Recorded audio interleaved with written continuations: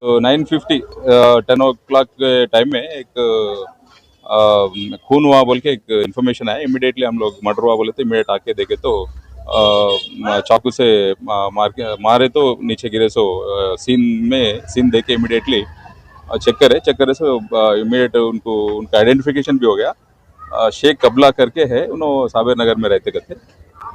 फिर ये गली में, छोटी गली में, फिर 4-5 जने बैठ के पिए बोल के भी बोल रहे हैं लोग। वो अभी तहकीकात में है, इन्वेस्टिगेशन में मालूम होगा उसको क्यों मारे, क्या है उनका मोटिव, क्या है, इंटेंशन क्या है, वो पूरा मालूम करने के बाद इन्वेस्टिगेशन के हिसाब से उनको लोग अरेस्ट करके फर्दर प्रोसीजर अडॉप्ट करें। फर्नीचर वर्क करते करते उनके डैडी भी आए, उनके वालिद भी आए, उनसे भी बात करें हम लोग।